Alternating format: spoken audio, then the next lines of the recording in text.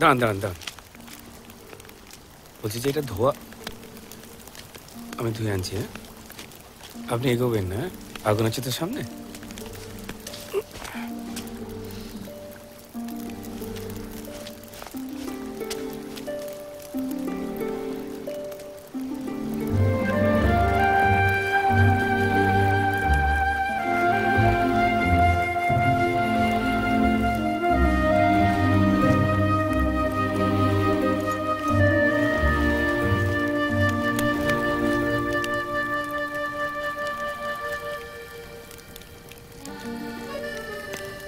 এই নাও কবি।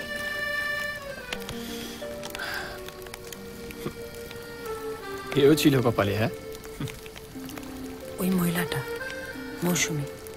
কে? আরে ডাক্তারের বোনটা। হ্যাঁ, বড্ড গন্ডগোলের। তুই একদম ওর সাথে কথা বলবি না। তোকে যদি কিছু জিজ্ঞেস করে বলবি আমি কিছু জানি না, আমার বউ জানে।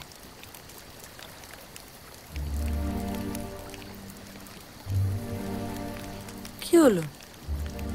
যদি ফোন নাম্বার জিজ্ঞেস করে? হ্যাঁ, তাই বলবি।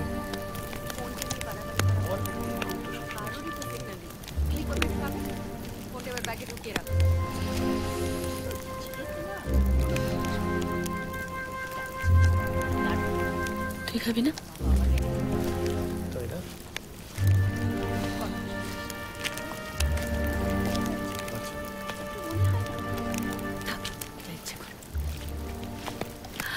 ও মা, ম্যাচিং কাপ, কি lucky.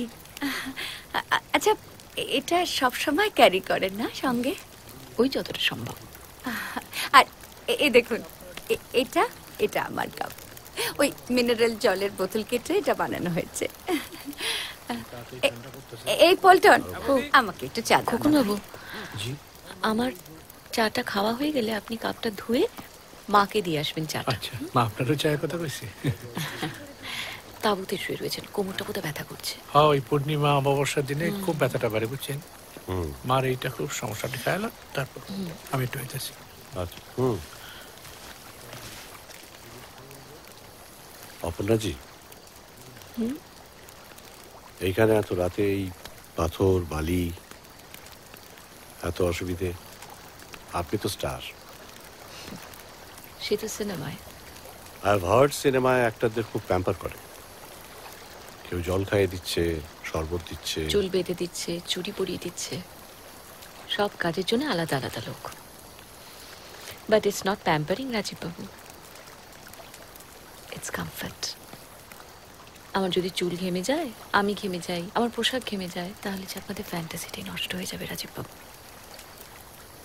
Cinema is all about illusion.